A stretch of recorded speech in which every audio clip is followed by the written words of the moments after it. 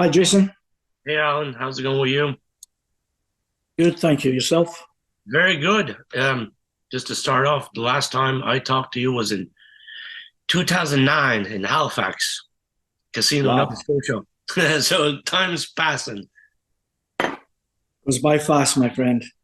Yeah. So you got incredible products all the time. It's continuing. Like now, 80s, 90s rewind. Hmm. That is incredible. I have we started? Yeah, we are.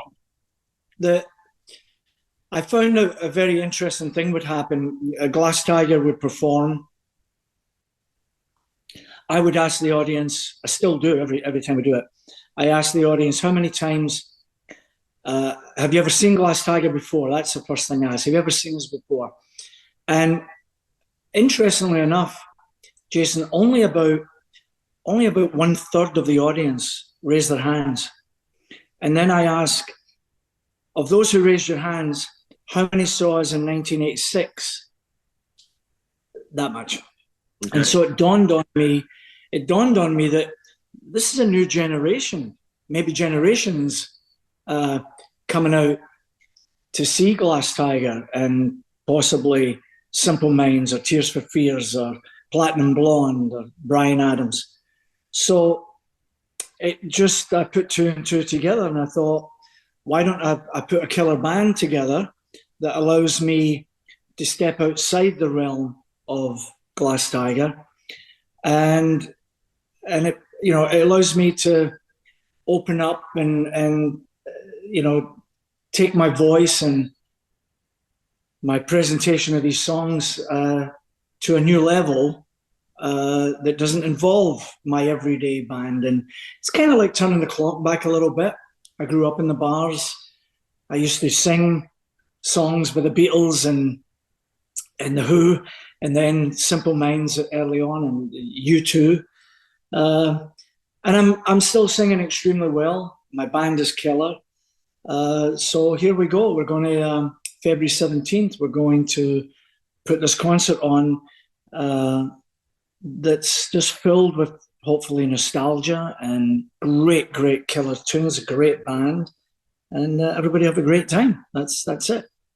And the Opera House is like spectacular place to play. So, February 17th, 2024, that's incredible. You just mentioned that date. It seems so far away, but it's basically close. And Oh yeah, believe me, I'll be around the corner. yeah. How do you find time is passing by, when you're always playing music because time should just go pretty quick for you. Well, I I, I don't know that many different than you or fans that I meet. Fans who are now they met me when they were 15. They're now meeting me at 50. And when I speak to them about their lives and we're talking about my life and the life of the band, and everybody realizes it goes by very fast. I don't think I'm any different than someone who's working in an office or for the military or in a bank.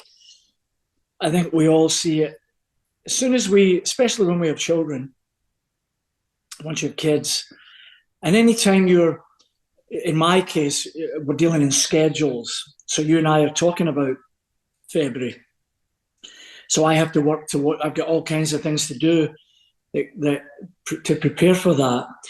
And it's not like I just will, sit in a chair and watch the sun come up and the sun go down and the stars come out. I'll be working towards it, and then before I know it, I blink my eyes and it's here. So I don't take it lightly. I try and treasure every minute I have.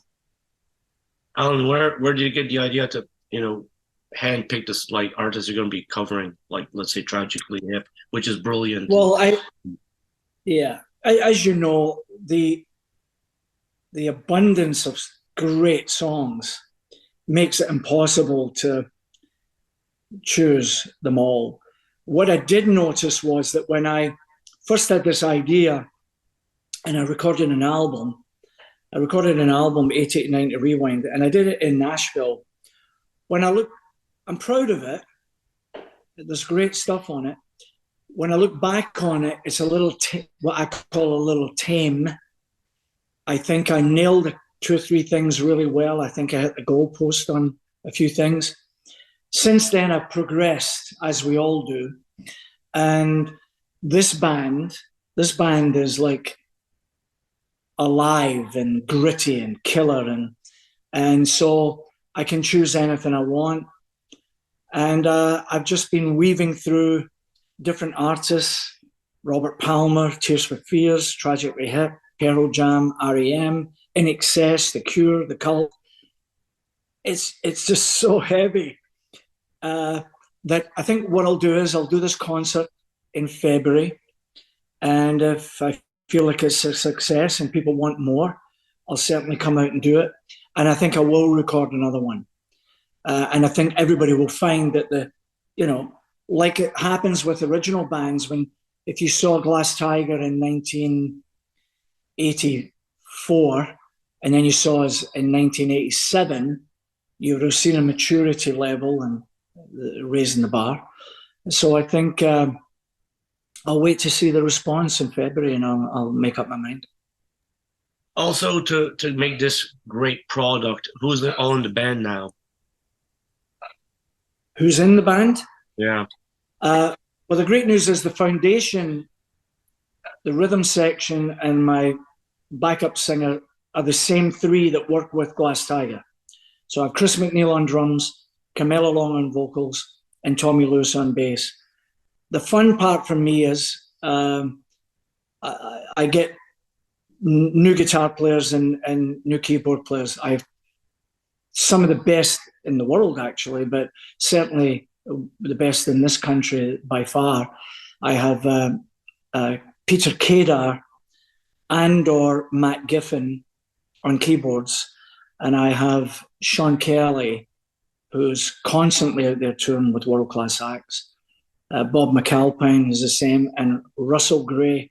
So I have 3 killer guitar players who not necessarily working at the same time. It gives me the opportunity that if someone can't do a particular gig, although funny you should ask, every one of them are available for February 17th. So I might bring them all. I might just bring them all, and we'll just have a blast, and we'll just interweave through the show. But that's my band. Really, really great players. Very lucky that they are all free that day. Can't complain. Yeah, or I'm either lucky or it's a problem. Wow, yeah, that's incredible. Out. And Sean Kelly, great artist, and you do see him all over the place. Yeah, he's the best. Alan, anything else we can see in 2024? More stuff, just keep on rolling. Yeah, man. I'm writing a novel. I'm working on a novel that I'd like to think I could finish in 2024. Glass Tiger is preparing for some summer festivals, and then we'd like to do a major tour of Canada, like every nook and cranny from one side to the other. So we'd probably do that late 2024 into 25. And Glass Tiger's got some great music still on the shelf that no one's heard. So I'd like to think that we realize, our band understands that we're a nostalgic act. No one's going to crack these new charts or anything like that. We know that. So we're really doing that for ourselves and for anyone who cares to hear it. So I definitely think we'll put some new music out in 2024. Also, just to finish off, Joyeux Noël, mes amis, with Rock Voisin and Glass Tiger. Awesome song. It's a great Christmas song just to put in there because we're getting into the spirit as well. Thank you, my friend. They bugged me for years to do a Christmas album, and I kept refusing because I'm not into doing all the Christmas carols that have been done, and I'm not into doing all the, White Christmas and Rudolph. So I kept turning it down. And then I agreed only if I could do originals that would be inclusive. And and be about, you know, people from all walks of life trying to enjoy a holiday season and dealing in kindness and caring. And so we agreed, and that's why we did it. The only cover we did, excuse me, as you probably know, was the Golden Lightfoot song. And it was such a pleasure to work with Rock. I love him. He's just such a great human being and a great artist. Well, I'm Frew. Always a pleasure talking to you, even though we don't talk too often. February 17th, 2024. Wow, that's weird to say right now. Is going to rock for sure. With at the Opera House in Toronto, and people can get the tickets at Ticketmaster. Excellent. So you have a lovely weekend. Thank you, my friend. You have a good night. Cheers, my friend. Bye-bye. Bye.